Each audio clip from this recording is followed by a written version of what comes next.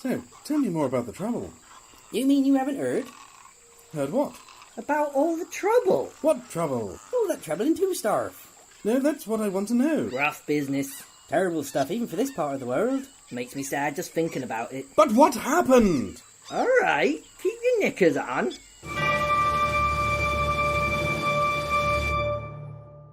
Hello and welcome back to another episode of the LARP News podcast. Today we've got another special, which is a real treat for all of us. If you two would like to introduce yourselves, that'd be wonderful. Hi, I'm Andy. And I'm Matt. And what do you do at Empire? Well, So I play Skywise Fowl, and Andy. and compared to Matt, I'm a total scrub. Yeah, I but play- you're orcs, right? And importantly, you are the orcs who, way back yonder, when we first went to Empire, we ended up getting into a confusing situation where we introduced ourselves as the Ashborn, and then found out there were other Ashborn, and there was a lot of confusion. It turned out they were actually orcs. These are the Ashborn who we bumped into that day, which is absolutely bizarre. And then not only that, but then they set up the Orcs Planet, which is a wonderful YouTube channel. Yeah. So I was getting to the point, I was thinking about this, and I was like, there must be some Ashborn truthers out there who are extremely it seems very suspicious, doesn't it, that the Ashborn all of a sudden decided to set up YouTube channels and podcasts, and now it's and now we're sat here together. It's like this weird Inception Ashborn that's the thing. And then we start interacting as our characters, and it's like, and then we'll start branching out into other nations. Yeah. By the way, that was. I clocked, when we first started talking, I clocked halfway through. I recognised that voice, but didn't put it together. And it was only when I left you after that first conversation, I met you again outside the Senate building, that the cogs just about clicked over. And I was like, are you, by the way? And it was just yeah. It's because I've been watching the Orcs Planet, and we'd been at LARPCon. I bumped into you guys. And so I actually knew who they were. And I think I kind of bumped into... you guys, while you were talking. You told me. You were the one that was like, no, that's Matt. And I was just like, fuck, I knew it. I knew something. Yeah. Oh. I still feel guilty about not returning that letter. That's nothing. Yeah, housekeeping. Yeah, don't feel bad about that. I lost it, and then I found it, and then I lost it again, and then died. I then I died. Yeah. To be fair, I can't even remember what I wrote in the letter now. It was something about friendship or something. Was it? I think it involved some sort of manifest destiny. Yeah, or there was a little that does names sound aren't full coincidental. on heresy. New players kind of we'd like to be friends, but let's do it in character. To be fair, my last character was an absolute zealot in everything he did, so it does make sense that I might be write a letter like that. Well, my response was I don't really want. I was sitting there I don't want to be a douche, but my letter was just. You should probably talk to a priest. Yeah, I've got a few numbers for a good few priests that you should be talking to. Just sit down once a week with them and try and iron out that heresy. That pretty much sums it up perfectly. Right, let's. Why did you choose orcs? What's the decision making? Because we'll try and talk about a few orky type things. From were you? How much experience did you have with LARP before you chose Orcs, or was it Orcs immediately? So Empire was my first LARP, and I did a year of Wintermark first. Right. And that was really just a year of trying to figure out what the hell is this new hobby that I found out about. So Empire was your first LARP? Okay. So it was my first LARP, and then I did a couple of small LARPs, and then I came back a bit more well-rounded when I started as my Orc. Sure. But yeah, the first year was sort of figuring it all out, and I really wanted to be an orc, but I thought that's a bit too much. I don't think I'm that invested or ever going to get that much involved. And then there's also a price point, right? Immediately you have to buy the mask. I didn't even consider that. It was just I don't think I'm going to enjoy it that much. Mm-hmm. You just don't know what to expect, right? When you first walk into it, and I mean, we just sort of thought, let's give this a go, and it's.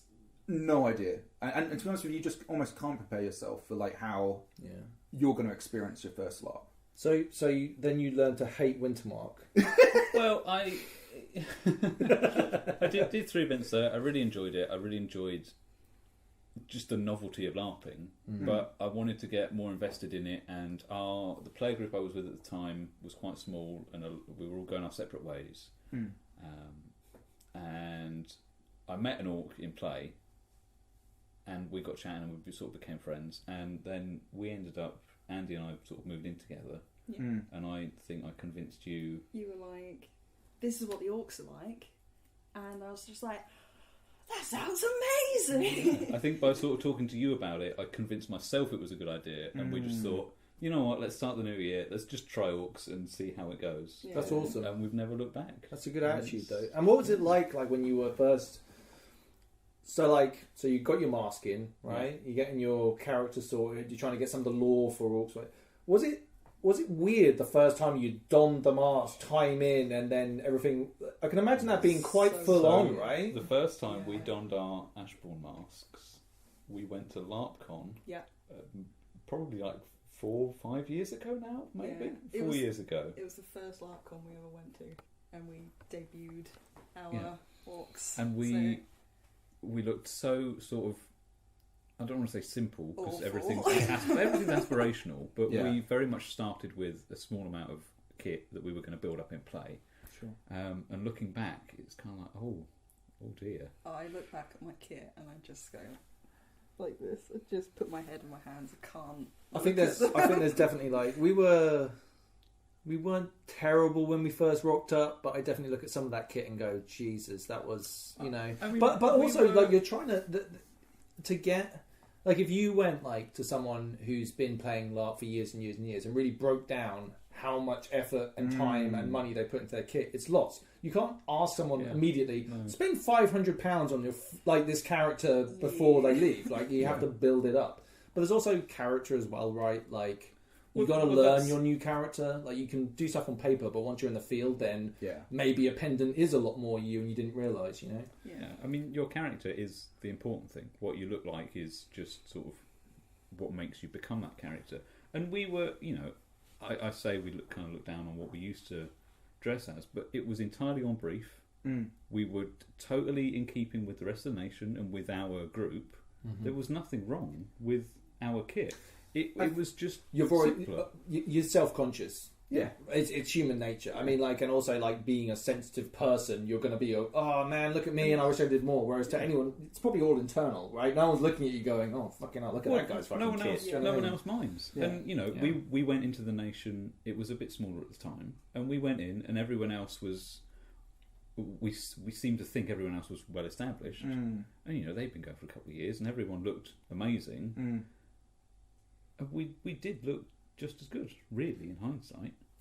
And I think also though there's the whole aspect of you almost need your character, or you need to be your character long enough for that character to kind of tell you how you're going to project your visual appearance. Because going through certain events as your character gives you, maybe you get a scar, or maybe some event, you acquire a trinket off somebody, or you do something in character with somebody else that you want to represent on your person in some way.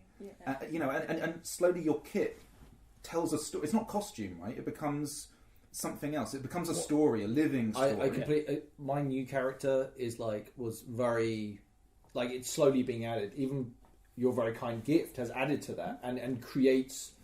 Even if it is just grounding me, if it's irrespective of anyone else and how they view my costume, I understand what these different elements mean to me and how they have developed over the time, So I'm by the time time next year, my character's going to be jangly. I'm going to have so much crap on me, but right now it's slowly but surely building. It's lived in, isn't it? It's your kit becomes real as you wear it, and your kit gains the story. It's like what items of worth are for Orcs.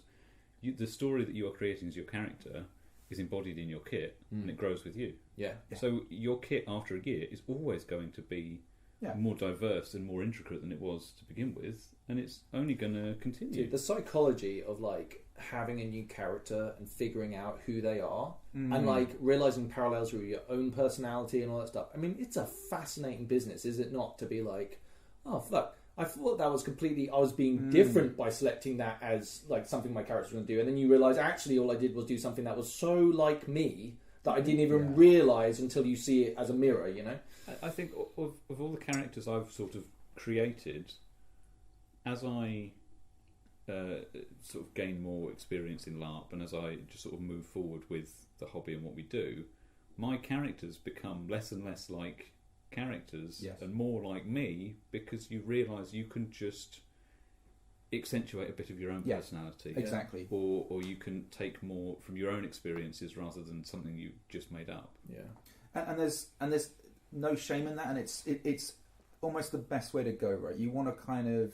I think it's unavoidable. It's unavoidable. Yes. Like I think it's like it's part of the process. If you try to detach yourself from your new character, it's so hard. Like and also like, let me put it this way, like your intentions. Even if you choose, I have this aim, and then you suddenly realise, wow, I've been working towards this aim, and it's completely exactly how I am as a person, right? Or at least puts me in a situation where I can be myself. It's weird, right? Well, let's say you watch a narrative, so you're watching like a movie or whatever, and you're seeing like Anthony Hopkins play a character, right? And it's like that's a staged production where he gets to obviously go through the process of being that character and play that character out. It's very different from a LARP where you're living moment to moment. You've got to do all the things that are seen off No screen. one wrote you a script, is what you're saying, right? And you get, you've got to go to the loo as your character. You've got to go and buy a drink and get drunk as your character. Yeah, this You've is got one to thing. say the wrong thing at the wrong time That's definitely as your something character. that you should consider when making a character or your kit, is how to go to the loo. Yeah. Because sometimes it I is. wish someone had told me that. Like my first iteration of Raw, I literally couldn't turn around in the toilet stall. Yeah. My kit was we're so Navarre, big. so we're always armed. Like wearing a cape and having a big fucking 43-inch sword attached to your hip. Going for a shit is a colossal pain in the arse. Like it is, and it's like there's mud everywhere, and you're like, I hope that's mud. You know what I mean? Like there's a lot to think about in those few moments. We kind of go in groups, and there's a whole de-arming process. which is almost like that Mad Max sequence of handing over. There's always like a Navarre outside the toilets, armed to the goddamn hilt, because they're just carrying everyone else's weapons. Designated armor carrier. It's really weird, isn't it? Like I don't know if this happens with you guys, but I've noticed more and more that I'll change things subconsciously without realising it, as like a reaction to like things that have happened in game. So like if I look at the evolution of my kit from when like I first started, when Raw was naive and Wanderlust, like she was actually like quite chubby and sort of more Hobbit-like than Orc-like, if I'm honest. No, I get what you mean, right? And like as she's sort of gotten more like jaded when everything went wrong, like she got like scabby and it was pretty grim, and then like now she's sort of like regrowing confidence, and like my kit just looks so much better. It's interesting that like when I first went to LARP, it was the shiny, pristine costumes that I would be like, wow, they look amazing, and now I'm like, look how much shit is on that guy. Like he's covered in filth and everything looks weathered, and that's like the really good stuff for me now. The kind of weathered, actual, real look. Obviously, that doesn't work for every nation and every. So what you're saying is you want to look like someone from Empire Strikes Back, not Attack of the Clones. Yeah, very much so. Yeah. But I think you're completely right. I think there is this whole aspect of as your character progresses through their story arc, if we call it that, their living story arc, and it's not even a story; it's the life of that character.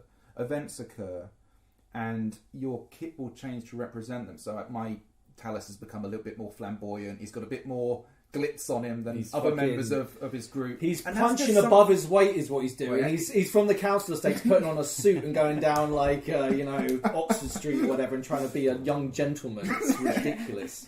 But no, I completely agree. And then there's like the emotional experience of being your character and playing out certain aspects of your character, being challenged in different ways, and succeeding and failing, and all those elements that are part of your character's story are represented. We're trying to, like, I'm kind of playing around with now is the idea of my character when he was created. He's one thing, but how should I let like the events that have happened to that character start to shift and change him, right? And I'd say that your character is Talus.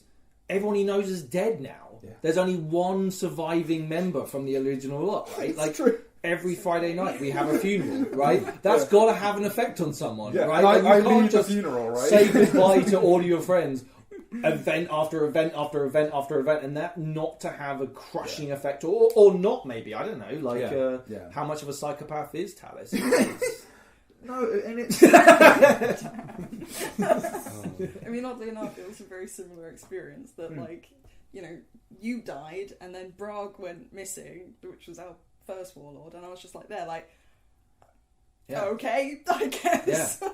And you realise how much of other people's characters define your character sometimes. And you're like the first time you went off for a skirmish and I was left on my lonesome. Yes. What the fuck do I do on my own? Like, I have what do? I just wander around aimlessly looking lost. You know? I think the important thing is you kind of, when you create your character, like, so we made the classic tragic backstories for our characters, which I think a lot of people probably do. We kind of joke about it a fair bit. But in some ways, the most important things that happen to you should be on the field, right? If they're not, then you're not really giving weight to the experience of being there, which is surely the purpose why you pay the money. At least allow space for those things to happen. Yeah. Right? Like, I don't feel like my character's ready for a heel turn, but a heel turn could definitely happen, right? With the right situation. Yeah. I mean, that's the interesting thing about having a game like Empire, where you are relatively safe. Yes. So you can think about your character living for years as opposed to events. Mm-hmm. Yeah. And it's so broad in its scope that Fal, you know, if you look at him in sort of his occupation, I've changed the focus of what I do throughout his lifespan. You know, I've changed my personal resource to denote what he does outside of Anvil. And I've had the opportunity to start a character that was, you know, maybe like a librarian or a scholar, who then became a politician, who then became a bureaucrat, who's done all these different things. It's still the same character, but I've had the chance to grow him and evolve him and his opinions. And there's been times when Fal's opinions have differed to mine, and that's quite...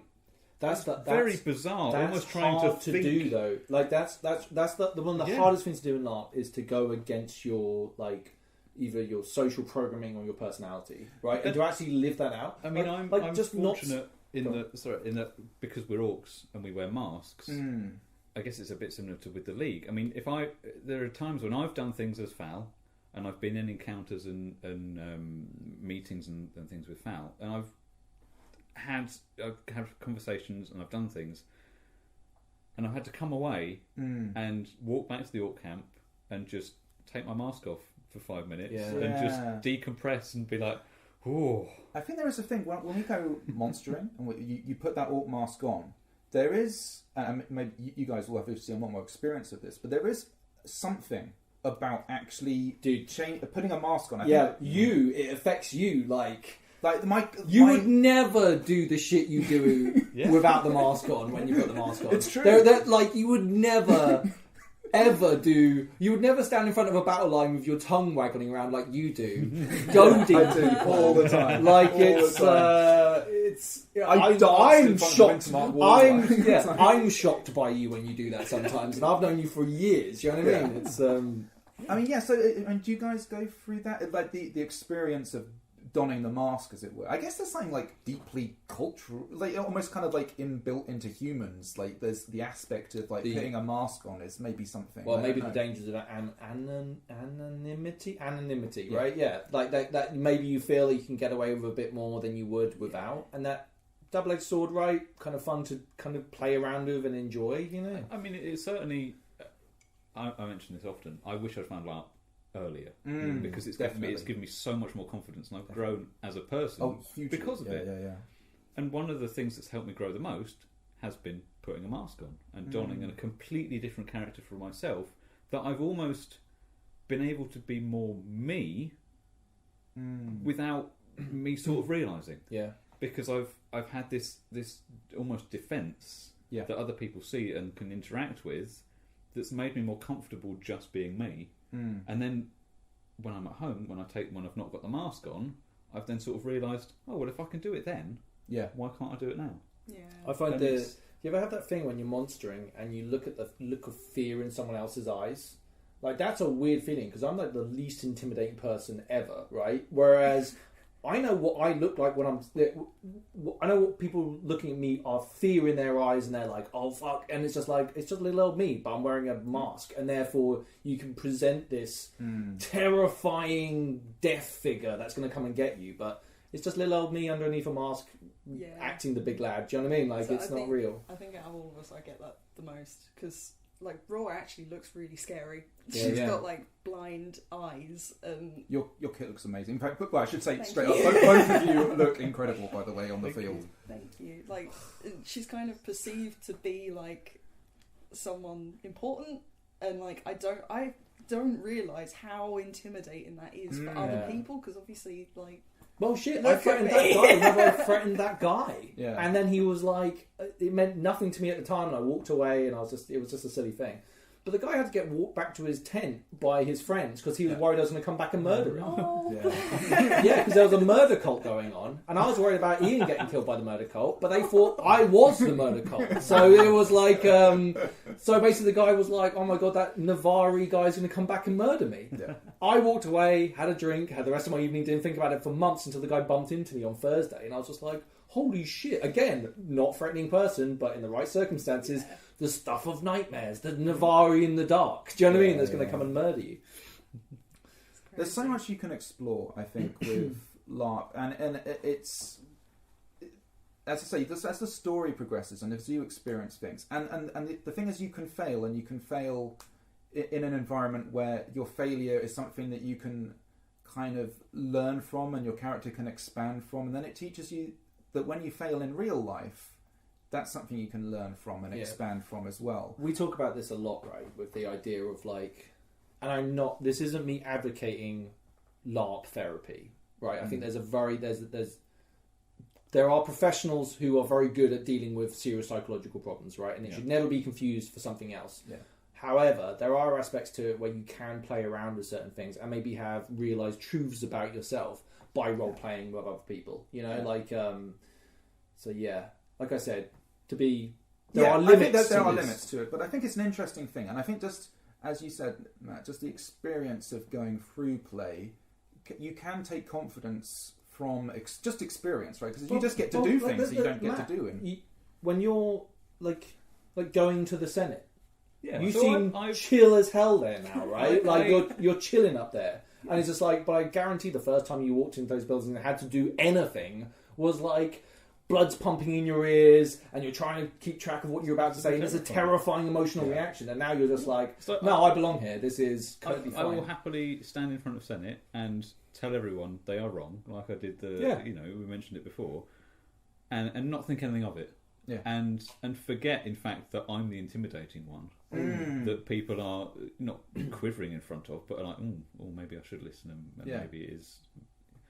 But I would never have thought I would be able to do that before, and I am amazed how much I've grown.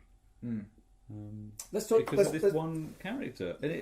Let's talk a little bit about politics, because I'd really like to get into that. Before we do anything else. Before we divert, I think it's probably worth firstly going into what your roles are in politics. That's a good idea. Because we should set that up first so people know. Well, my role in politics is to show up for elections and lose terribly. Yeah. Right, Matt, what's your job? So I obviously give you hope that's unfounded, and exactly. So you can do these. You things. wind me up and set me off. Yeah, exactly. Yeah. So Skywise Val is the Imperial Consul. So I'm part of the Empire's Foreign Affairs team. Yeah.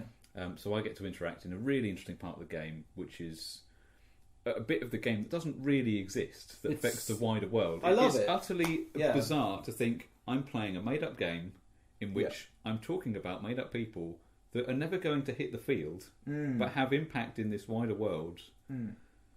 It's weird levels of stuff going on. I find it a really interesting. I find the whole foreign service, if that's what you'd call it, right? Like, it's a really interesting part of the game because it's kind of separate from the other aspects of the political game, right? It's strange in that you've got these big bodies of state. You've got Senate, Synod, Conclave, Military Council, and there are structures in which they're elected, and they've all got their lovely different things that they do, and it's very open to lots of people getting involved and climbing that ladder. And then you've got the ambassadors and the sort of associated titles, and it comes out of Senate. It's a Senate elected position, but it's sort of something where you can't really, from my experience, I couldn't really get involved in it until I was sort of doing the job. Now, I was fortunate in that because I started FAL with a goal, and I kind of picked the thing I wanted to do, so I just went hard on it from my first event. And I was able to get involved with senators and influential people and sort of get my foot in the door because I had that one thing I wanted to do. Did you know many of those senators and people before? I knew no one out of character, and I didn't know the characters.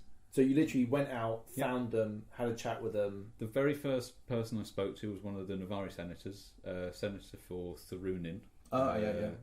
Who, I'm not sure if she plays the game anymore. But we were talking about the Great Forest Orcs. That was the big sort of thing going on at the time. And I got really heavily involved in their well-being and wanting them to join the Empire and sort of championed them. Came to realise that, in fact, I actually went for advisor on Orc Affairs originally because I wanted to get involved in the Senate. Yeah, interesting. That seems more you, actually. I wanted to be a senator and sit on the Senate floor. And I realised that Imperial Consul is kind of the advocate for the Orcs outside of the Empire. Yeah. Or at least the Empire's voice to them. To kind of put it into a little bit of context, there were people trying to push you into that role when you were an Ashbourne. Yeah. Like, there were people definitely eyeing you up for that. Headhunted. Yeah, basically. The Orc senator was saying, like, do you want to be the proxy? Yeah. I was really trying to get you to be the proxy. This was because I'd come to the game with the focus of wanting to get as involved as possible. And so if you were to ask me how do people get into politics,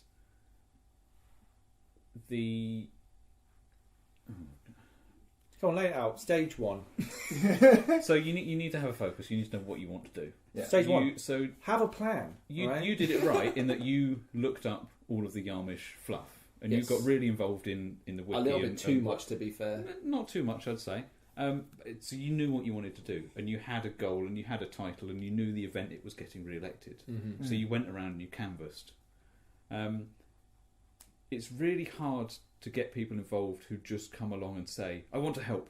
Yeah. I want to give you a hand and get involved in stuff, because the things I'll get you to help with are quite boring and they're quite mundane. And if I need you to send a letter to someone or go and take a message and get someone else to come and see me, that's not what I would want to do. Yeah, and I think like sometimes like coming to the game with an agenda and something it doesn't, and you don't necessarily always have to worry about keeping that agenda secret, or you can choose how you display that agenda, but just having something in mind that you want to try and achieve, even if it's an agenda that you find out is not necessarily going to work, but then makes you realise, there's something else I can do. If you've got an idea of something that you want to go for, there has to be a kernel of something there, right? But this is also like you can get false feedback, right? Like, so my run to try and get elected, the first election was just I was just doing it to stand up, right? The second time was like I sent out letters and did all that stuff like this, but just because I didn't get the seat doesn't mean the campaign wasn't run correctly. Do you know what I mean? Like, you can start to like self-doubt yourself and being like, well, fuck, if I've done this and I've done that, and it's just like, actually, maybe that's just how that was going to be. You know what I mean? Like, you needed a lot more time to prep for that and a lot more hand shaking. You've also got to remember that everyone else has their own agenda, and like in real life politics, often the senators' decisions are made before they hit the floor, and they know exactly who they're going to vote for. Definitely. So if you're not in with them, then you might never get anywhere. But you can't let that dissuade you, because I actually had senators come up to me after the vote. I won't be specific at all in this, but saying like, no, you did really good, and being really positive about it, even if they didn't vote for me. And that was like quite telling, because it's like, you don't have to do that, and the fact you are coming up and doing that is like tells me a lot about what just happened. Do you know what I mean? I think also that should be lauded, and people should do that, because you've got to remember, even if you are politically PvPing someone, even if you're even if you're actively working against them, we're still playing a game. Yeah, we're still here to have fun. Yeah. And the best thing is to have an adversary or a competitor that you can then shake hands with afterwards and say, yeah, you won, you did really well, and for the other person to say the same. Yeah. Plus, you need the Or risk of hire failure, assassins and right? murder them after the event, Yeah. right? Yeah. But you need that risk of failure, right? And you need someone to be able to present you with a risk of failure. If it was just a case of that you can turn up and you get elected because you're you and you're awesome, it would not have the same weight. We always talk about this. Like, there's never been a good story where the hero just successfully defeats everything they have, and you need conflict to be able to make good story, and it's hard for you to be the character in the story where you have to face the hardship, but that's the reality. It will make you better at everything by going through struggle, you know. Some of my best encounters have been where I've massively failed, and where I've done things that perhaps out of character I know are impossible, but in character I've got to believe they are. And I've been fortunate in that I've gone into encounter tents with NPCs, and I've been able to directly engage in some of the sort of world plot that's going on. And I've sat there across the table from another Orcs delegate, and we've been having an argument, and we've all been trying to convince each other, and we've gone away absolutely having achieved nothing. And it's been awful, and Fal has doubted himself, and he's doubted the other people around him, and they've thought he's not fit for the role. And we've come out, and I've sort of come out of it, and I thought, that was really fun. Yeah. I really enjoyed It's those immersion moments, though, which I find, like, I think we talked about this way back when we were first doing it. Like, I want one or two moments of pure immersion when I'm there. Yeah. And you can sometimes bump into immersion that you aren't even aware of. You're not prepared for as well. Because, like you said, getting hard out into a political thing, you don't even realise how emotionally invested you are, and how... I'm infuriated. You're infuriated about a fictional world, right? Like, this is like just to step back a moment and be like, holy shit, well, I'm really invested in this, and I had no idea. Look how fucking passionate I am, and how much I disagree with this. And sometimes that's built just off the fact there is opposition, right? And the fact, like, if there was no friction, and you could just slide along and do whatever you wanted. Where are you going with this? But you know what I mean. Then it would have a completely different message. Like, but the fact that you can fail and then take that away with you and grow from it is also that's the intention, right? Like, there's no such thing as a loser if you learn from your mistakes, right? Yeah. And that is a very easy thing to say in a nice afternoon wherever, I won't say where we are, but whereas when you're on the field immediately afterwards, you're like, fuck! Do you know what I mean? Like, it's difficult to sometimes pull away from that, you know what I mean? Maybe it takes half a bottle of whiskey and a good sit-down chat to get you back to where you need to be. But I mean, it's to take it to an extreme. There have been times where I have considered retiring my character or taking a break from Empire from an event, because what I've done that event has been so sort of catastrophically against what I wanted to happen, and has been so sort of. But it's hard to understand, and it's like, oh, why was it that difficult, and why could we not do things? And then stepping back and sort of realising what happened, and then coming almost with renewed vigour, it makes the next thing that you strive for so much more.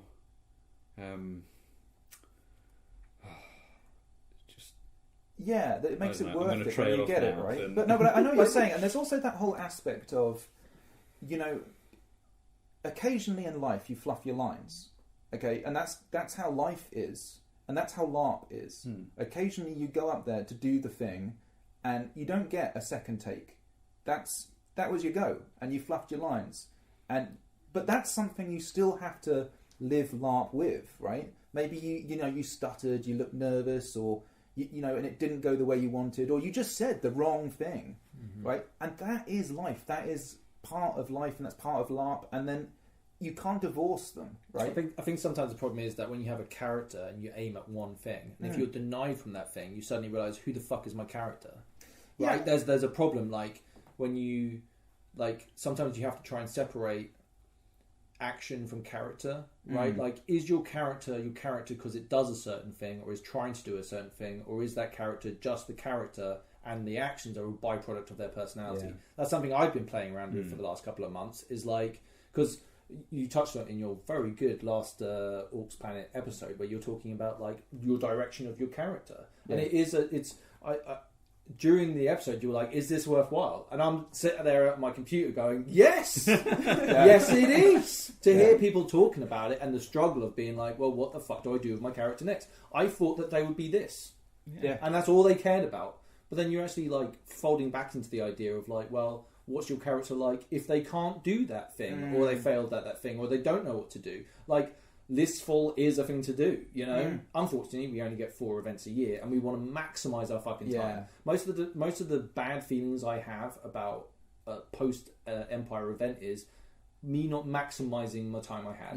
And that's where the real core behind things that upset me are from, which is like, I wasted my time. I could have been doing this. That's one of the things to remember is your events are something like 48 hours long or something. It's a ridiculously short time, and it's so concentrated. You're going to have that heightened emotion and that heightened investment in that really small period of time. And it's months as well building up to that. Because you're like, right, game face, I've got my letters sent out, I've got this planned, Friday evening I'm doing this, I need someone to come with me so I can do this, and you have this whole plan of what you're going to be there and when you're going to do it and why you're going to be doing it. And then when that doesn't come to fruition, you're like, well, shit. And then on top of all of those really important things that you want to do, you also want to fit a bit of drinking in. You want to fit a bit of socialising in. You want to fit a bit of just touring around, enjoying the sights and sounds. Well, I think the key here is, Ian, to try and involve all of those things at the same time. But it's interesting, isn't it? Like, there's so many aspects that you're trying to weave into your event. And as you say, the time pressure is there. And it's when you first go, and you know, it's your first LARP, you're almost kind of worried about, oh my word, what am I going to do for this huge amount of time? Am I just going to be like hiding in my tent, too nervous to go out to talk to anybody? And then when you actually a couple events in, you're like running from place to place almost, like in your mind, trying to get everything done, because there just actually isn't that much time. Time in is 6 o'clock on the Friday, and then God, even you talking about now, I'm so hyped right now. Oh my God. I can't wait for. Well, we've actually got a player event in hopefully. Well, we've got I've got maybe 2 before. But I don't know whether I'll be able to. Anyway, that's a conversation for another time. But player events and stuff. But just to show up at Anvil again, like I'm so game on now, right? Like I'm like, there's lots of nice, fun bits of game that are coming out in the future, and all of them I'm just so excited to see how they play out. Victory or no, they're going to be really fun to see how it works out. And I think a really good thing that feeds into this is crafting, and in crafting in downtime, and of course this is going to link in heavily with you guys, but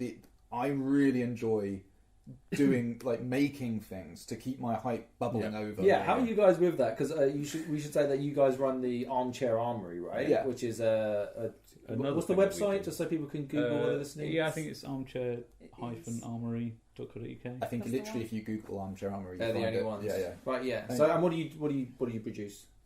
So we make rings, metal rings for making mail, chainmail, and that's basically what we produce. As a side, like, we make armour from it for people to buy as well. It's high quality stuff, right? It's nice bits of kit, right? We also do costume commissions, and I do a lot of sculpting, and I do all those little badges that everyone seems to love. I do love the badge. But because when I made my Landlar armour and I met you guys at LARPCon, and we were just, you guys were in full kit and I was in my hoodie and stuff, just being like a loser casual. But no, it was cool because we just were able to talk about crafting, and at that point I didn't know you guys actually had Armchair Armory. But you kind of offer, you know, if I need any, probably get in touch and you'd sort of help with like putting my Landlar and stuff together and things. And it was like, I think it's like, but I'm kind of more getting at just like the act of making things. I think it leads back to what we're talking about with character, right? And like maybe potentially making something. It makes it feel real. Yeah, I think, and because at least for us, you know, orcs in game make all their own clothing. It's very much a hand-me-down culture and keeping things going and repairing things. So when I'm sat there doing some embroidery for 12 hours in a row, because it takes so long to do it all by hand. I can imagine Fal doing it. And I can almost sit there in his mindset while I'm making kit, thinking about what he would be thinking about. I had the same. Sorry, Karen. Sorry, I think making kit is probably the biggest thing that gets me excited for games. Like easily. Like when I redesigned my kit for Fanmir's Feast thing, I decided I needed some posher kit. Fancier. Yeah, I was fed up with eating reindeer hair. And I didn't want the other people around me to have to eat reindeer hair as well, because that would be awful. But yeah, that was, it was so good, and like all the stuff that came out of making that was good as well. I was just like buzzing, I think because it was right in the long dark. It was just the best sort of. And I think when you make something and then you know it's better than what you had. I mean, it doesn't have to be the best as well. That's the other thing. I've made a whole bunch of pretty average stuff but the process of doing it teaches me how I could do it better. It's constant improvement. And then it's also the knowledge that, hey, I made this thing and this is just going to make my life so much easier. Because I had this whole thing of like, I'm an archer and a physic, and I have to try and like have all this stuff on me at the same time. So I had to make like a little bandolier thing and like a sash, and then I've got like all this stuff kind of strapped to me, and I'm like, logistically, how is this going to work, right? And then when I actually came up with some solutions to actually make my life easier, and I've got like a weird two-belt system but right now. But that's a good way to change from costume to kit, right? Yes. Is that you're actually going to use it practically. Yeah. Like I need to think about a way to carry potions on me effectively, because I still shove my stuff in my pocket and it's all very as I have no fizz reps for it. It's like all of that needs to be upgraded, and it will also help my kit while doing it. So it's kind of got really nice multiple aspects to it that are going to work very well, you know. Yeah, I mean, I've been making a bunch of potions and stuff lately, and but as you say, I've made like 100 or so. I'm going to make another massive batch, but we're going to make some bank. We're going to make some bank. If you want some sweet fizz reps, you know where to find us. Homie needs to get paid. Yeah, we really need money. We really need to get paid. Yeah, think of it more like charity, okay? But you're right. The process of making it, I actually because especially if you pick something that is quite a long process to make, right? And I had the same doing my book as well, which took quite a long time to do. You kind of get into the mindset of, you know, what is my character doing while they're making this? It's also, but you're thinking you're just thinking about LARP. Yeah, you're just thinking about your character. Like even when it comes to stuff like we're editing the podcast or doing anything else to do with it, it's mind's time taken thinking about that. And it's like the human brain, like mine does anyway, it grinds away at things, right? Like I don't know what solutions are to things, but I just think about it and think about it and think about it, and then slowly solutions or ideas start to pop out the other side of it, right? And by you weaving, right? Yeah. What do you get? Your brain has to do something while you're weaving, right? And it's like gets you into that lovely, like that hypno state that you get into. Yeah. Like it's almost a type of meditation. Yeah, yes, very much so. Very much so. Yeah, well, meditate. Like there are forms of meditation where you literally, you know, like Catholics with their beads. There's a similar thing in Buddhism. You're supposed to count the beads. The action is pointless. The focused on something that's repetitive and that you need to stay focused, that's the mechanism. So it's the same thing, man. It's if you've ever been in a situation where you've lost yourself in work or in a creative process or in anything, right? Yeah. That is in itself a type of... It's flow. Yeah. Like it's... flow's like a fantastically healthy thing for the human brain to do, you know? And it's like, maybe this is part of why crafting is so wonderful, because you feel so much more well-rounded after you've done. Just some chainmail there, folks. It's like you're learning in that flow state stuff that you might not figure out with your conscious state. And occasionally stuff will pop into your head, like, as you said, Matt, like, what's my character doing while they're making this, right? Yeah. Because that's the whole thing. You're trying to represent that my character made this thing. Like, so my character sat there and brewed all of these potions or whatever, or has written this book. Where is he sitting? What is he doing? You know, what journey did he go through? Well, you're probably thinking about being fancier than the rest of the How can I wear fancier clothes and get into better parties? Yeah, and spend it all on gambling dens. Which important people could I be friends with this event? You know? Yeah. How much more can I spend on cocktails? Yeah, exactly. But this is the wonderful thing about Empire and LARP in general is it's such an excuse to be creative. Yeah. And it's given me in my creative career in real life, it's given me such a focus to improve and to do more things that I never would have done before. And I'm sure that both of you would agree, you probably never would have done as much crafting as you Never ever would have attempted any of the things I've done. Like the idea of making Lamlar armor or something, which to me is a really massive deal. To other people, they probably churn it out. I mean, to you guys, it's probably not such a big deal. But like, to me, it's like spending 50, 60 hours of my life like doing all of that and putting it all together and working out how it works was just something that's like, no, Ian like 3 years ago would not do that, but I did. Like, so Ian now has. It's pretty crazy. It comes down to those, like me writing a limerick or doing creative stuff. That's fucking cool. Never thought I'd do that. That's a new skill that I'm learning. But I just missed the point of what I was about to say. I had a really interesting point that I can't remember now, but it was good, I assure you. This is the wonderful thing that you can, when you take the Empire events in isolation, they're like 4 weekends of a year. But actually, the amount of influence it has on your life in general is so much greater, and that in a good way. Got it. It's back. Yeah. I've started pyrography. Yeah, I don't really say it. I've read it a lot, but not really said it out loud. Which is basically where you get like it's like, think of it like a soldering iron, and basically you burn onto wood, right? I do that as a hobby now. I'm terrible at it, by the way, so I don't know whether I'll have anything worth selling by the time I get to the event. But I'm really enjoying it. I'm sat there watching TV, and I'm there burning away and doing all these little pans. I love it. Yeah, it's separate from LARP now. It's its own thing. I just enjoy doing when I'm around the house. Like, in fact, like I said, if any of it's going to be worth it, some people might get in gifts, maybe, but I won't expect anyone to wear it. By the way, if I do, but yeah, I don't think I'll ever get to the point where there's something worth buying. But I find it really therapeutic and fun to do. You'll have to show me later. Actually, I'd actually like to sort of. Well, you can give it a blast, man. It's I'm up for it. It looks really good fun. It's actually how I made the Ashbourne banner. Oh, really? Yeah. Oh, right. It's so good, though, isn't it? It's kind of. It's really nice. It's like drawing, but way more dangerous. Yeah. Yeah. So drawing with fire. Yeah. Like, also, I like the way that, like, if you make a mistake, like, there's no, like, you can't rub it out. It's done. Yeah. So you can make this beautiful thing and then just fuck it right at the end. You're like, God damn it!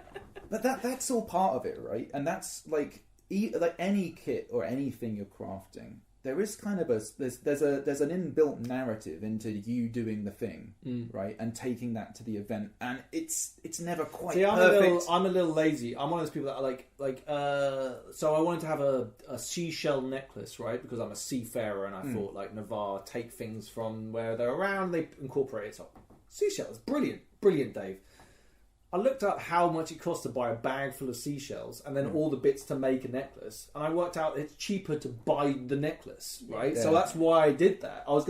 I had the intention to go through the whole process and make my own, but then I was like, actually, I can just buy one cheaper. And I think there are limits and things. And to be fair, it freed up time for me to burn more wood, so that's fine.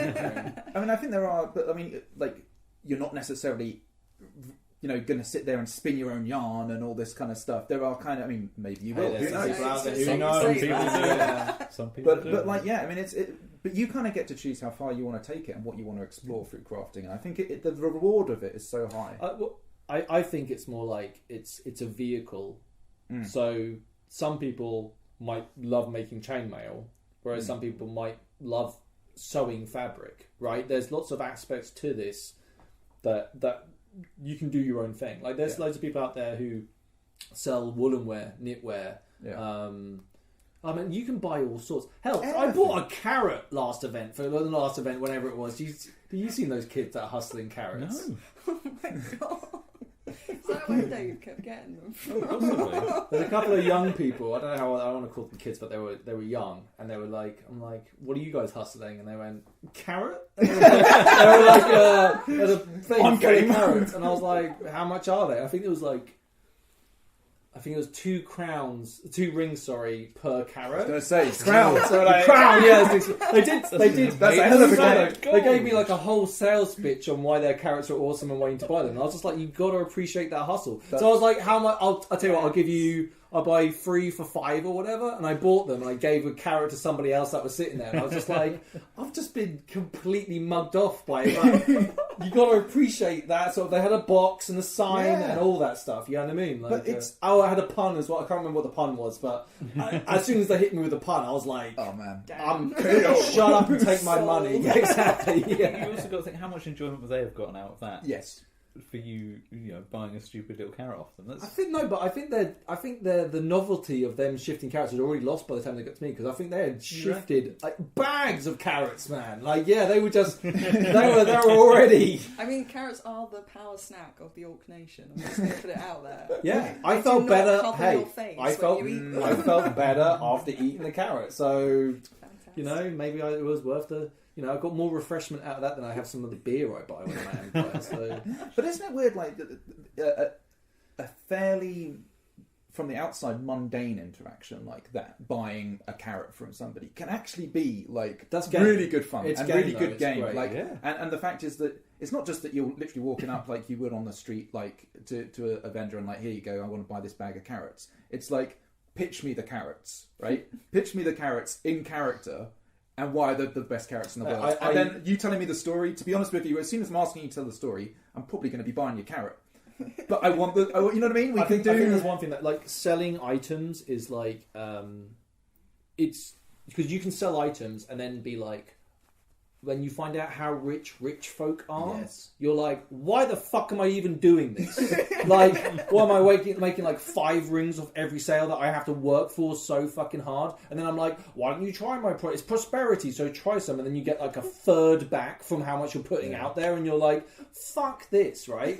Whereas now I start to view it more like, it isn't. Well, hopefully there I am dreaming again that we're going to make some profit, but it's actually a really good vehicle to go and talk to people. Yeah, the real transaction is game, right? That's the real transaction that's taking place. It's game, right? You're buying game and you're selling game at the same time. Yeah. And that's what makes it rewarding, right? If it literally was just a job of walking around and selling carrots for like conversation, I need to also accept some people just don't want to buy shit, and that's okay. Because I'm one of those people that just like, you're a fucking challenge to me now. Like, why don't you? You haven't even seen what I've got. You know what I mean? Like, you're buying something in here, even if it's heavily discounted. Like, it's always be hustling. Yeah, I'm pretty hyped for my my sales game next event though. I've got like a few things lined up. So if you see me, we're so poor. Oh, you've got to put things in the public auction. I keep meaning. I had my portrait auctioned last event. You had a portrait? Of course, I have a portrait. Had a portrait. Had a portrait. I got 2 of them. Oh, you sold your portrait? That's even more weird. So one, you have a portrait, and 2, you sold it. Well, who bought it? It was. Do you know what I really need in the Kazi? A good picture of Skywise Fowl to look over me.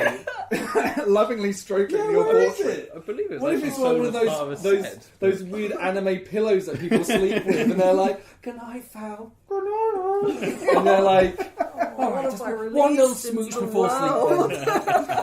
Then. Do you know the person that bought it? I do, yeah. Do you trust them not to do weird things with your image? Whatever they want to do with it, that's up to them. Oh wow! All right, let's talk about because both of us are involved in, for a lack of a better term, media and LARP, right? Yeah. And we've always we've tried to come into it obviously going bugger all before LARP, before doing it, not really understanding what the rules are, and really doing it, you realise there aren't really any actual rules. There's just opinions on what is right and not, right? So, let's go back. Why the Orc Planet? How did that start? Okay, so I've always wanted to sort of film what I do when I make stuff, and I've never really, I only recently got a smartphone. I've never really had the sort of the get up and go and the tech to just film what I do. And Sammy really sort of started off for us by wanting to do like a making of the belt video, and he thought, we'll make a series of it and we'll see how it goes, and if we enjoy filming ourselves, we'll carry on and do some more stuff. And we've, I say we, obviously you've got your own opinion about it, but I feel like I've always done it for us. And I like the idea that, when I'm old and grey, I'll be able to look back at my young self and what I was doing and think, that's really cool. Yeah. Like I've always wanted to do vlogs for, like, since like the first time I went LARPing, I found Momo's channel like the week before, and I was like, wow, I should do this so that I could like look back on what I did and go, wow, that was really stupid. Yeah, I think there is though a huge like personal archive almost element to it, because this is a point in time for us, especially. Like it's a really nice like log of where we're at. Like I can't now know what it's like to be a new player. Yeah. But I can go back and I can listen to it and be like, oh shit, that's what you were like when you were a new player. Do you know what I mean? Yeah. It's even if it is incredibly cringe. But I mean, the thing it's I for your find. own, like, you know, you can see how you've grown. Yeah, you Developed. can. Yeah. No, you're right though. we'll be like, man, I was awesome back then. Look at me now. Oh my god. The thing I find that's strange is obviously we live in a culture where everyone photographs and videos everything. But I realise actually I've not really got any pictures of me as Matt. I've got loads of me in costumes. There's not really any of me, but having the channel and filming myself doing stuff, I realise I've actually got a little bit of a log of me in reality. Which is, and doing something that you enjoy as well, right? Like it's not just mundane stuff. It's like you get to the podcast is a hobby. Yeah. That's it's a hobby now for me. Yeah. Like it's something I do now that is auxiliary to LARP. It's like I enjoy the process. I enjoy doing it. I enjoy coming and meeting fun people and having conversations with them. So that's how it kind of works. And and it's easy for me to sort of say that as well, but like essentially Dave does all the work, right? No, that's not true. That's not true. You've done a few episodes, right? Yeah. Well, I won. One. Two. Oh, yeah. Two actually. No. 1 out of 39 isn't bad. Yeah. Yeah. Yeah. But no, I think it's like. I know that feeling. It's okay. But it's like I think it's like from it's fun, right? And I think when we first started doing it, I'm talking now to anyone that is tempted to do something the same. I felt that like pressure that didn't actually necessarily exist from the community. Like I was really worried about being disrespectful and coming in and making a few mistakes. And there have been people that have come a cropper, i.e. like one story I remember hearing was someone filming in an area. It was time out, I think, but it was still like you're kind of fucking with other people in that situation, right? Like they're in the back of a shot or all this other stuff that goes along with it, and you're like, I think there is boundaries, and we bump across those boundaries sometimes with talking about plot, right? I think that's the biggest danger for what we do is accidentally giving away plot or wrecking other people's game by giving their story away, you know? Yeah, I mean, it's one of those things where the videos that we do when it's us talking about our events, they are the most popular and the most sort of wide appealing, but I in particular have got to be very careful about what I say. Especially with your position right now. Yeah, I mean, I really don't want in any way to use it as a platform to influence people's in-character I think this is the other thing, which is that they're kind of like, we were talking about this earlier, that idea of a LARP celebrity. Like, as soon as that happens, if that ever happens, then we're going to put the whole thing down and walk away from it. Because we certainly don't want game affected by our presence in social media, right? Like, that would be so against what we're after, right? It's, I mean, if people want to make videos about what they do and stuff, then there should be no reason why you don't. And I don't want to say this to stop people. Yeah. And I wish I'd done it sooner. I really, because I enjoy. Well, do all we did and just do it before you know what you're doing, basically. Yeah, it's unfortunately though you're gonna get people who metagame in any situation, and it's really annoying. And there's also people that might get like I worry about what version of me are people getting, right? Like I can sit here and have a conversation with you. You can get a lot more nuance in what I'm saying and the impression that I'm trying to give it. You can build up an entire idea of who I am as a person from what you've listened to, which might be way off about my actual feelings, or I said something in an offhand way that sticks to people. That I worry about that as well, that kind of exposure and being like someone being like, he's like this, and I'm like, I'm not like that at all. That's just like something I said one time, you know. I mean, sorry, go for it. We actually had it in one of our videos. Like, I got really cautious about what I say, like, since I realised, but like I didn't twig immediately. I saw the thing and went, oh, I don't remember saying that, I see. And then like it's it didn't hard, sort of right? twig until like a couple of events later. I was like, oh, they got it off the video.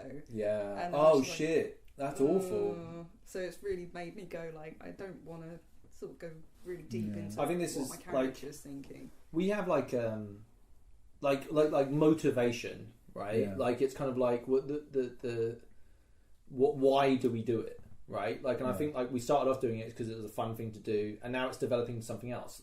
But the idea of it becoming something like where we make money off it, where it's a career, like none of these are things for us. Like they're not even things that I can even in my wildest fancy, or whether maybe even would I want that. Like I don't know. I like the fact it's so amateur, you know. Yeah, I mean, we do so much stuff that it's like I would never have enough time to invest in doing this full time, and as much as I enjoy it, it's always going to be a sort of an aside, and I think we've always got to remember why, like you say, why we do this stuff. And it's I'm not going to stop doing our sort of they're not reaction videos, are like summary videos of the events, because we do them for ourselves, and that's the important thing. If other people enjoy watching them, amazing.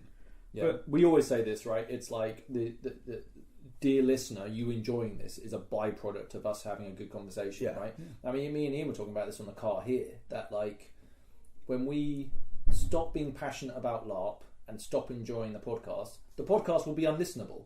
Yeah. Because but it would already be dead by the time we got to that stage, because the person listening would be like, wow, they're just fucking phoning this shit in now, huh? Do you know what I mean? Or clearly he's not happy about what's going on here, and it won't be as fun or enjoyable. I hope we'd... Yeah, I think that's going to be way off, because I'm just so hyped about LARP. But I'd hope that if we got to that point, we would just end it, right? Yeah. And I think that would be how it would be. It's like if we kind of realised it wasn't something we wanted to do anymore, we wouldn't do it anymore. Yeah, I think that's one of the things that I find hard to remember is I'm still in that mindset where if I'm making anything, I feel like, I should be fitting this. I should be doing that extra thing just so it's there, and because why am I not? And then I realise, well, I'm filming it for myself because I enjoy it. It takes a lot of time and effort. If I'm not feeling it, I shouldn't feel worried that I'm not doing it. But it is hard to remember that when you're sort of trying to grow stuff and seemingly trying to do a million things at once. Size is also important. We're at like I love where we're at now. We have like a couple of hundred people who are like really into the podcast and they love listening to it, right?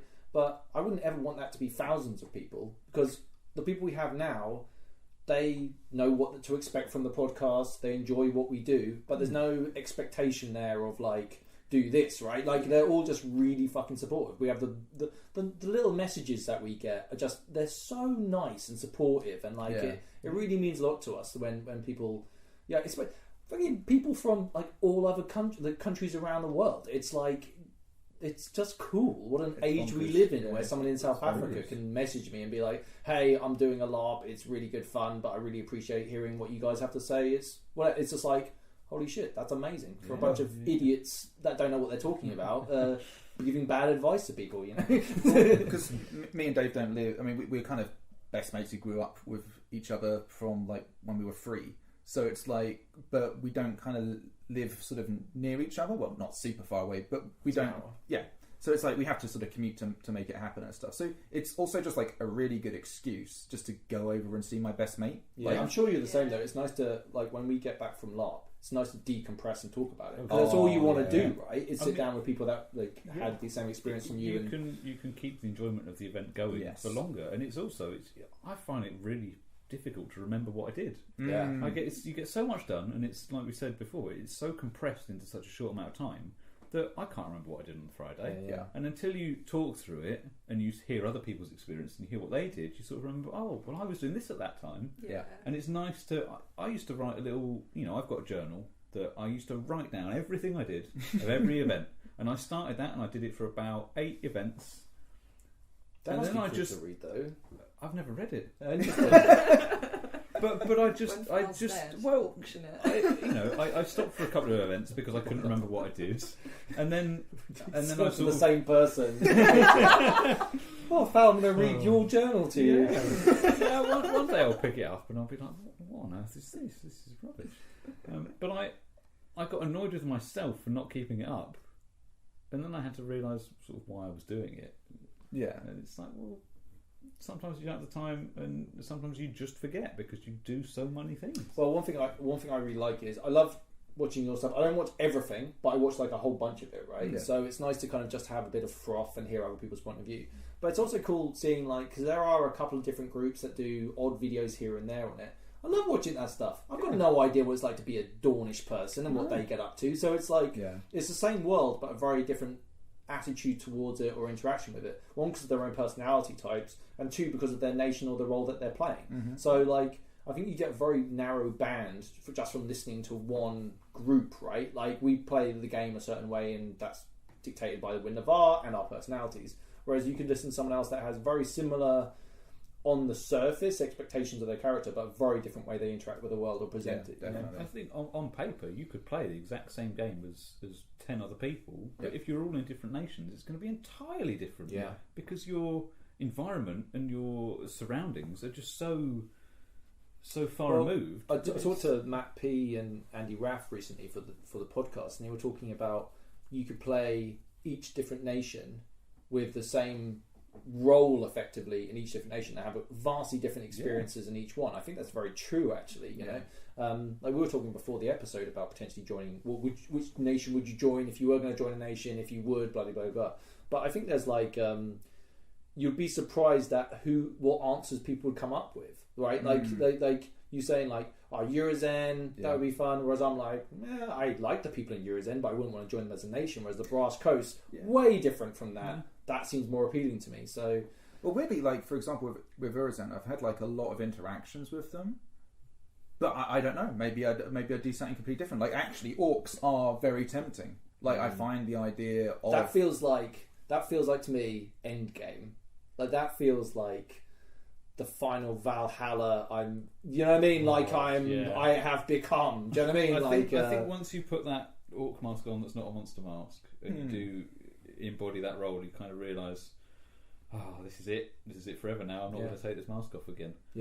But I would absolutely love to play, in the Marches or in Wintermark, or there's so many amazing briefs that I don't get to see. That I would love to get involved I think with. you could legitimately walk up to any player and say, "Why is your nation the best?" They would tell you, and you could probably say, "Fair enough." Fair enough. I can completely see. That'd be wrong, obviously. But, the Orcs are obviously the best. Navarre away. Navarre, the best nation by far. If it rhymes, then do you know what I mean? So just tear the arms off of anyone who doesn't agree. Please come down Murder Alley. Don't mind the name. Let's start calling Murder Alley Friendship Avenue. I know. We've got to put an end to that. Disgusted, man. Like I gotta shank some people just to get the rep back. Do you know what I mean? Like, you've got to keep up appearances. Yeah, just like... I'm not sure what's happened to this neighbourhood. Yeah, it's really gone downhill. Downhill. Like, it's all singing and friendship and... it's disgusting, man. Like, before I was like, oh, fuck. Like, when people would talk about Murder Alley and we'd be like, hold on, that's where we live. Do you know what I mean? Like, so we used to joke saying, like, well, the rent's cheap. Do you know what I mean? Like, it's... but now it's like, Friendship Avenue? Fuck that. Like... I need to hire some assassins, get some people murdered down there, get some real stabby action going on, because I'm not having it, dude. I'm not having it. Right. Let's talk about the future of the Empire, Mr. The future of the Empire. We're living in exciting times, aren't we? Really exciting times. It's like, I feel like, especially on the political side of it, on all aspects of the game, to be fair, there's like, borders being stretched, armies not meeting the demands that they're after, the political system seems in turmoil, selfish actions are hindering from the inside. I mean, it's pretty interesting, right? Also, World War One's about to start, which is hanging over. I mean, if you look back at how long the game's been going now, I think it's 7. Are we on the 8th year or are we on the 7th year? We're on enough years that there's a lot of them. There have been quite a few large events that have sort of polarised the game. You had the Morn. That was a massive thing that went on. It involved so many people. Just explain what the Morn is. So that was one of the largest conflicts we had that spanned a number of events, possibly a few years, that sort of culminated in us getting this territory back from the Jotun. massive and cost. at massive cost. And there are now orcs living in the Empire because of it that people are interacting with. There were massive building projects that went on to rebuild the territory from everything that was lost. Mm-hmm. There are lots of there will be whole are they households in the marches or houses that would have been lost to the conflict, and then. We had the coronation of a new throne, and that was a massive event. And I remember this was the start of our lives as that was our orcs. second event. And I'd never felt so patriotic in my life. In this made-up world that there's this throne in front of you, and it's like, oh, this is amazing, and you're singing the national anthem. And now we've lost the throne, and there might be a new one, or there might not be. There's so many big events that you can get involved in, and you can get involved in them on so many different levels. Yeah, it's amazing. Even if you just want to sit back and enjoy the ride, right? Yeah. Like if your entire game is I'm going to go and buy booze with fake money and go and fight, right? That's your whole weekend, which is perfectly legit. We did that for many, many events. Well, guess what? You're going to do a lot of fighting coming up, probably. There's going to be all sorts of it. And you're going to fight probably random people from random nations you haven't even heard of before who are going to throw all sorts of crazy magical shit at you, which you didn't even expect. So there's even if things do go horribly wrong, which they might, it's still going to be really entertaining to watch it fall, if that makes sense. If we won, if the way was spread to all creation... and all the barbarians were either brought in or eradicated, and we were at peace. What game would you play? You need. It's like we said before. You need a good antagonist. You need a good competitor. When you talk to fucking PD about it, and they're like, there is fail states to this, right? They're not. The game isn't just to be played. It's like it can end in terrible circumstances, real world effects. If you lose an army, we're not going to write it back in. Do you know what I mean? Like it's gone. If the Thor decided to invade at an opportunistic time, they could just roll down 4 territories and take them. There's nothing you could do about them, and that would be directly because of player actions. And I think that's the important thing, right? Like you need it, and that's where it's that you need to feel like the players are influencing the world in some way. And it's very difficult for one person individually to influence the world, but the players collectively, the decisions they make. Case in point, the Liberty Pact. Yeah. Right? The Liberty Pact is good intentioned, right? And it means well, but it might cause World War One. Right? Is the Liberty Pact good or bad after 20 million people die and regions burn, right? Because of the principle. These are very real world things which we get to play around with in a fantasy setting, which I find absolutely fascinating. I mean, like when you're piling up dead bodies and you're like, well, at least we made it clear we don't like slavery. Do you know what I mean? Like it's where is that cost, and how much flesh do you put on the other side of that scale to make it worthwhile? You know. Well, that's the thing. You kind of look at the people that we consider the bad guys, and they're not. I don't consider the Jotun to be bad guys at all. No, it's like I really feel like a lot of the times that I've had interactions with them, I'm like, that's fair enough. You feel that way. You know what I mean? I think it's also very easy to consider them the good guys. Because you're only looking at one small aspect of them. You don't see the horrific regime and the pyramid scheme that they've got going on. But you could say that about the Empire, right? Oh, yeah. Like it's the nature of grey, which is very real. Like whenever you talk to anyone who's like a young buck coming up and they just want to talk to you about history, and it's just like history is very easy to view from the distance we have on it, right? With our own morality and structures. Turns out people aren't goodies or baddies. Anyone, like everyone, is a grey individual, myself included. Right? Like there are no such things as goodies or baddies in reality. Yeah. The Mongol invasions allowed sort of like look at all the prosperity that allowed it. Yeah. Just because a few cities had to be burnt at the stake and huge amounts of industrial levels of killing people. I mean. The end result was fantastic. And we're the beneficiaries, right? Like you can look back on events, and you're not the people to sort of necessarily say whether it was a good or bad thing, because you're not the person paying the price at the time. How much do you think, because PD obviously do write game, right? Do you ever feel? How do I word this? Like I haven't seen a good example of it, but do PD ever react to the game? it's a stupid statement. What I'm trying to say is, do they like, oh, you're trying to do this and you're too successful and PD will shut you down, right? Like if you try to do that, I haven't seen anything like that. Right? The Liberty Pact was too successful.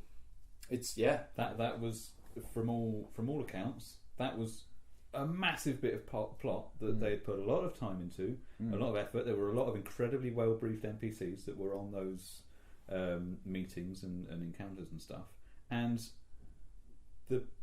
we prepared so well that it succeeded, and it was not supposed to be that quick.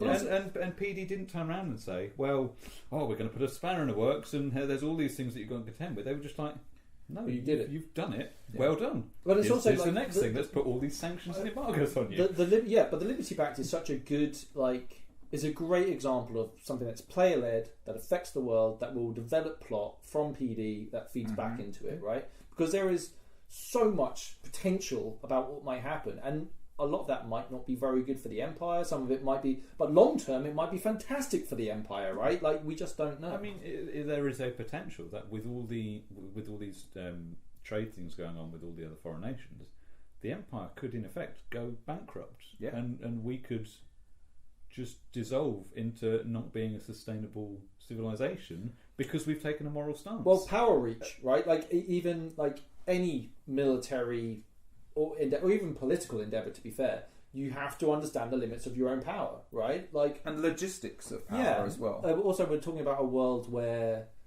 Jam is 4 weeks sailing away or something like that. It's like there's a lot of this stuff is distant, right? And hard to coordinate. You're not going to be able to land armies in Jam, right? Or and supply them and keep them going and all that to go well, right? Yeah. You could effectively roll that dice and just lose it immediately and then they land, right? I mean, we were at war with Sumar for years, but there was never a battle. Yeah. We never fought because we were so far away, but we were in principle at war. Yeah. Shaking your fist. Shaking a fist back at you. Those people over there that are basically the same as us, but you're slightly different. Seem really nice, and I appreciate your view of the world. You scum! Your hat's a different colour. Yeah. What are you? I don't like that accent you got there. I think I think what happens next and how that all plays out. I think it's like from my point of view, I'm looking forward to being on the periphery. Thank you. I can't speak today. And kind of like just experience it as a player. I think we're going to get to fight all sorts of wonderful looking people over there and kill them. Which is exciting. Or run away from them. Bravely. I think the interesting thing that's happening at the moment is, because everything's left so open, so wide, anyone, and I mean anyone, could just come and seize power. Yeah. Anyone could start a coup. Yeah. Shake things anyone up. could. No, I think the real world looks a lot like the 1930s right now, right? So maybe I've been thinking about that a lot recently and kind of looking at things where what do grassroots political upheaval look like? How do they form? How does that become effective? When does it become a line where the state has to intervene in something that's happening? What happens if those people turn around and then say machete a bunch of inquisitors, and then what do you do then? Yeah. Right? Like we've had situations where the militia have come into Navarre and then Navarre have made it quite clear you're not leaving with them today, and it's a concession the next day that they're allowed to arrest them. It's not that they're using the paper nature of their authority. Something becomes so obvious, right? I don't know. How many players do you think it would take? I don't think it would take that many. Well, and also, especially once you raise the banner of fuck this, you may well find that there are more people that agree with you who are willing to also do that, right? Yeah. So, I mean, I think we have to remember that Anvil is not everyone in the Empire. Yes. And yes, there could be a coup, and 50 or so Imperial Orcs in Anvil could just decide, we've had enough, Scarsind is ours, you've done nothing for us recently, we've given you everything we've got and we're not getting anything in return. Yeah. And we could have a fight and all die, and nothing could come of it because the other Orcs in Scarsind could be like, well, they don't talk for us. Well, I think it's more like if today's scenario that I'm talking about, what you do is you kill a bunch of very important people, you rip out the power structure. Like, you kill a bunch of senators. Yeah. Like, your imperial political system no longer works because the people that are in those positions are all dead. Do you know what I mean? Like, so it's not necessarily saying that, they're going to rise to power and take over in a coup like that, but they could certainly change the landscape of what the empire looks like. I mean, right? that is exactly how the game started. Yeah. A coup. No, multiple. Like everybody's dead, and all the roles need to be replaced. Oh yeah, Empress okay, Britta took everyone. For some reason, everyone apart from Magistrate Karkovic. Everyone, but you stay, and they all died. So we had to start again. Well, I find it interesting how like the old Empress used to not old. She's a young lady, but like the previous. Thank you. Yeah. Like when she's on the field, and I was like, holy shit! Like, are you crazy? Like, what are you doing here? Like, how inspirational was it to have her there? Yeah. To have the throne, the highest point in the empire, there within touching distance, barking orders at people, you know. And you get to see why that happened in the past, right? Why kings took the field. Do you know one thing? It is cool when you see, because as Val. Yeah. You are a big whoop, right? Like it's yeah, but you are though, right? Yeah. It's cool, and it's funny interacting with people that are big whoop, right? Like it's like from a fairly nobody character that I am. Yeah, it's fucking cool interacting with people like that, like hustling senators and running around trying to get people. You're like, these people are really fucking cool. Like a lot of them earned their place as being a senator, right? So they're experienced players, they're fun to be around. And some of them were just like, they would just throw curveballs at you constantly. Like, hi, what do you want? And I'll be like, I want this and this. And they'd be like, but what about this? And you'll be like, well, fuck me, I didn't think about that. But it's interesting. That's an excellent point you have there. Let me just pad this out with my brain. Come on, brain, come on, brain, come on, brain. So that's a good thing about the Orc Master that Alex keeps picking up on. It's like... people can't see you when you have that moment of so you just sort of sit there and like your face doesn't change, but behind it you're just going, what the fuck do I say now? I think I have one of those faces that like I find it really hard to hide my emotions. So say if I don't like something, I'll be like, big frown, and it'll be like, come on, poker face now. You know what I mean? Like yeah, it's tough. I do see the benefit maybe of also like when you talk to orcs, I think it really helps with the orc brief. Because sometimes you aren't very expressive, which is actually works, because when you're being stopped at the door, who the fuck are you, bloody blah blah, and then that reminds me, I need to talk to you about something afterwards. But yeah, it's kind of fun. Like I look forward to getting to know some orcs better. I think you should come and visit. Yeah, we've tried. Like not like with a towel over your head. That doesn't count. Stumbling around, stumbling over everything. Yeah. Accidentally wandering in. Yeah, I don't think I've been during time in the Orc camp sober. No, that's never happened. Start like making a bit of a ruckus at the door. Everyone will come.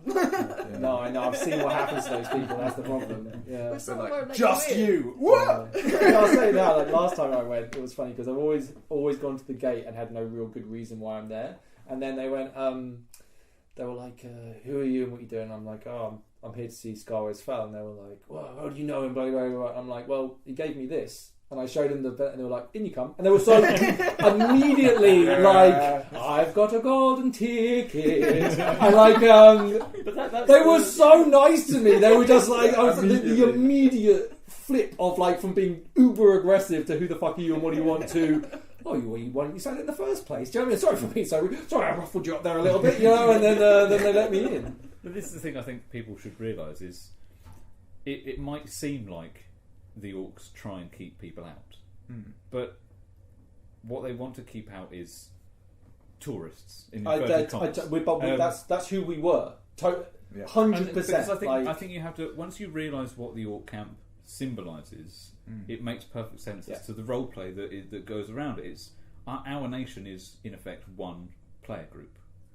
So it's like if you were to, if we were to just stumble upon your tent and open doors and decide to come and look around. Never do that, by the way, because Jesus, you won't be able to unsee what you see. Yeah. Right? But that's how we deem the door to the orc camp. Yeah, it's almost an open tent. But it also house. It creates loads of game, because not only is it on brief and it makes sense and all the rest of it that goes with it, and also gives an idea of the historical significance of what the Orcs are and what them being part of the Empire, of course there's fucking distance there, right? And it makes a lot of sense.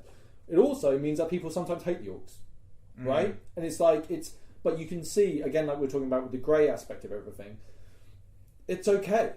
Yeah. Because everyone's justified in their own positions, right? Because they're all seeing it from their point of view. Yeah. I don't like the Orcs because they're rude to me when I try and get in. If nobody gave a shit that you were an Orc at all, like if there was no story at all involved in being an Orc, if it meant nothing to anyone, then essentially, what's the point? Do you know what I mean? That it has to represent something. Yeah, there would literally be like no game for us. Yeah, if there weren't people who were like. We saw a play where they had like an Orc head.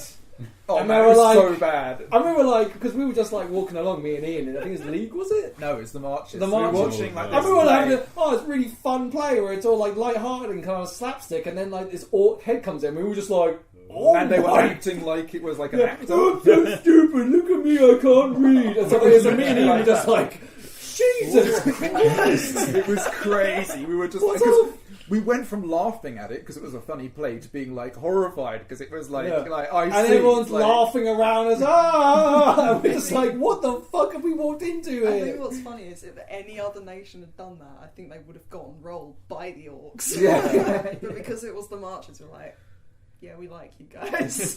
We'll let them have this one. All right, don't do it again. I'd be curious, man.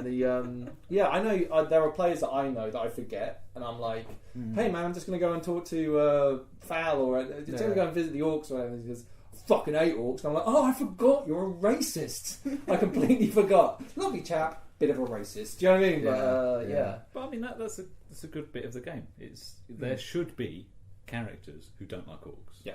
There should be highborn characters that don't want the Orcs to be in the Empire. In fact, I actually think that there should be more prejudice against Orcs in the game. I think. So I was just about to say, like, it's actually a really hard thing to keep up with because, like, obviously we've spoken about it before. The Orcs are quite intimidating, and they're also really nice. Yeah. So like when they always offer me to be booze racist whenever I interact with any Orc, they always offer me booze, and I just can't stay mad at someone that offers me booze like that. Exactly. Like I mean, the biggest difficulty I see with characters who are racist, obviously not the people. Yeah. Just to clarify, it's a whole different story. Yeah. If I have a highborn spit at my feet or something, and then not want to interact with me because I'm an Orc, there's no game there. Yeah. If you're overtly anti-Orc and you're shouting in someone's face and you tell them, get out, no droids here, that's not fun. We'll just walk off and ignore you and won't interact with you. Yeah, they want crime in the Empire to be sort of smart and well thought out, and not just like, but the nature I shank you by the loos. Yeah, kind of thing. But crime's really important because there's crimes that we now. If I threaten to kill you, that's breaking a law, right? Yeah. In Empire, you can say anything you fucking want, right? There's no libel, there's no like threatening, there's none of that's a crime. It's only when I actually stab you.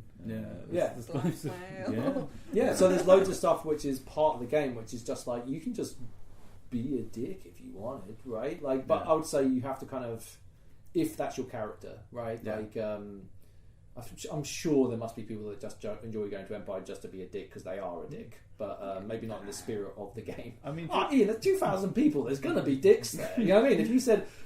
If you said like 1 in 100 people are a dick, yeah, for sure. But you're still looking at a fair few dicks showing up in the field, right? Like, just very few of them. Yeah. I mean, just going back to a previous point, just to make sort of anti-Orc sentiments and stuff interesting.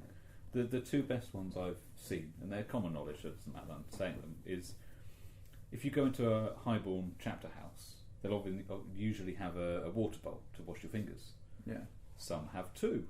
One for humans and Really? one for Orcs. That's cool. a really interesting, subtle thing that's there. I love that. Makes it obvious, and that's interesting game. That's interesting role play. I love that. And the other one is if you're a priest and you're voting in the General Assembly, if you look at an Orc mandate and just vote against it and don't read it, that's subtle roleplay that hinders that Orc's character, and they might not realise, why did they vote against me? And you go and ask them, and if they don't say why or have an excuse, then that's an interesting way to be anti-orc. Yeah. Yeah, we're using orcs In as a an way that's example, subtle. but I know people that it isn't just people are racist against orcs. There are people that hate Dawn. There are people that hate Wintermark. Yeah. Some of that's Lineages, all kinds of different OC things, stuff, yeah. but like, who was it? Someone we know was railing against one nation because of something they'd done. So it was something on the battlefield that they were angry about, and therefore it was like in-game prejudice based on things that had happened to them, right? And I found that really interesting because you're like, oh, I hate this nation because of this one battle where they left us in the lurch. Yeah. And as a person, if you're risking your life, I totally get that. Like, you could easily build that resentment to someone who didn't come and help you, or if all your buddies die, right, because another nation kind of didn't defend them in your eyes or whatever it is. Orcs or are just whatever an it is. obvious, right? They're Yeah. obvious because they're so different from humans, right? But I mean, that's kind of the first thing you say if you want to play a character that has prejudiced tendencies. The first thing you think of is, oh, I'll just hate orcs. Yeah. But there are a lot of other avenues Yeah. that are completely in character. Who doesn't like a bit of Briar hate? Am I right, everyone? Am I right? You know, Guys? the highborn not liking lineage because they think humans are pure and magic affects religion. That's a really interesting. Are they wrong though? Are they wrong though? Come Can on. you prove it? Briars. I think they're great. The whole Briar story is just like, it's mainly because like, my first character hated them, so it was like. And your second character's quite pro them in a way. No, well, I'm not anti them. I'm like, I wish I could have jumped in on the whole, all the stuff that happened with the story last time with the Briars all sprouting flowers and stuff, and then having weird dreams.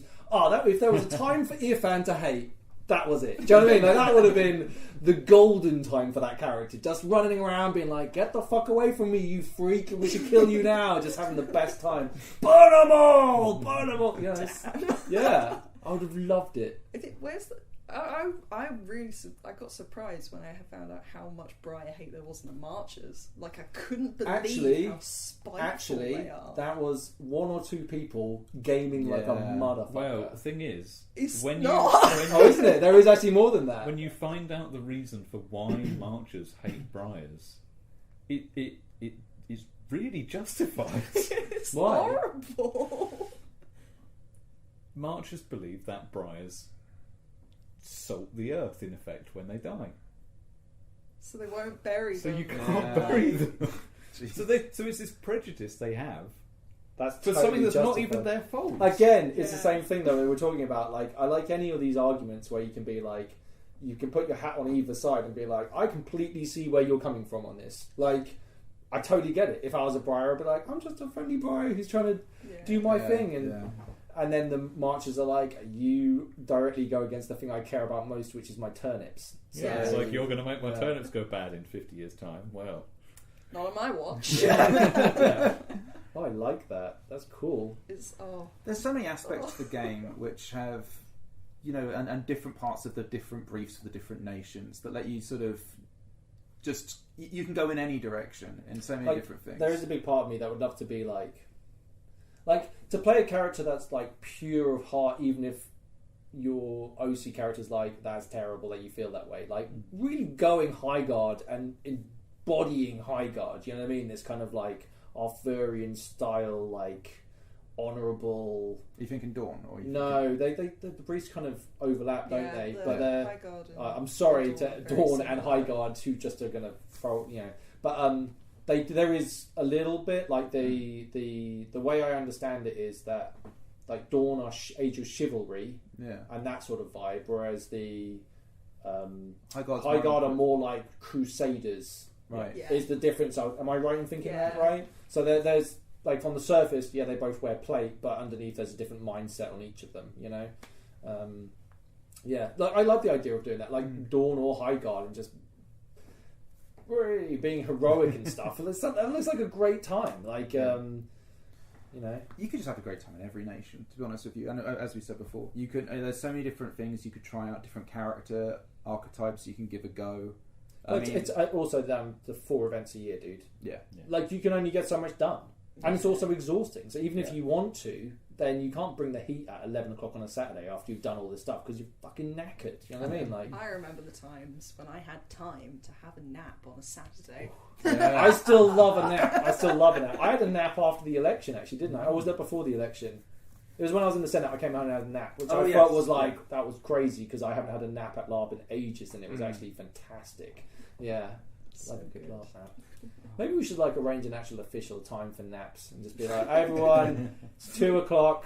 Time to Go to your bed. tents. Yeah, exactly. You can't Have a stay siesta. here. Yeah. Keep it down, would you? I'm trying to nap. Schedule's clear. Everyone, Yeah. quiet. Yeah. But then you'd have people running around being like making deals while everyone else is Yeah, napping. yeah. Bastards, anti-nap wankers. That'd be the Yeah, one God. time all the plot comes out. Yeah. Yeah. Oh, did you not see all these Get foreign all the nations Eternals show on the up? field while everyone's sleeping. All at once. Yeah. Right, I think we should wrap it up there. Yeah. Guys, thank you so much for taking the time and talking to us. I really appreciate it. Thank you. Thank you for coming Yeah, to it's see been us. awesome Yeah. to play. It's so good. So nice, yeah. And all those Ashbourne conspiracy people are going to be like, they're going to be on it. It's all part of a plan. Check out their YouTube channel, The Orcs Planet. It's a good time. And we will join you next time for... I don't know when we're going to release these, so there might be another special. There might not. Yeah. We don't know. difficult to know. So Well, I enjoy. look forward to it. Yeah. Cheers, man. Cheers. Thanks for listening, and thanks always to our patrons who I always forget to thank. Thank you so much for the petrol money. Thank you guys. Speak to you all soon. Bye. Bye. Rumour has it there's something out in those fens. Been eating whole families whole, it has. Some kind of creature? That's what I hear. Don't know if any bug has seen it and lived to tell the tale, though. Surely people in this area are used to dealing with the strange beasts that live in these swamps. Oh yeah, we've seen it all. From man-eating lizards to bugs that will bite your head clean off. Not to mention those pesky marsh walkers. Oh, Beryl, don't get me started on those pesky marsh walkers. But this thing is different. Different? It's downright bizarre. Clever bugger from what I hear. Always seems to be one step ahead. Comes in right under people's noses and snatches folks out of their beds. Curious indeed. Enough to keep you up at nights, it is. I bet. Well, if there aren't any boats, it looks like we might have to wade our way across. I wouldn't fancy your chances. But if you're that keen to get across, you could always try old Jasper. What's an old Jasper? He's not the sharpest tool in the shed, but he's got an old punt he uses to get about. Follow me and I'll take you right to his shack.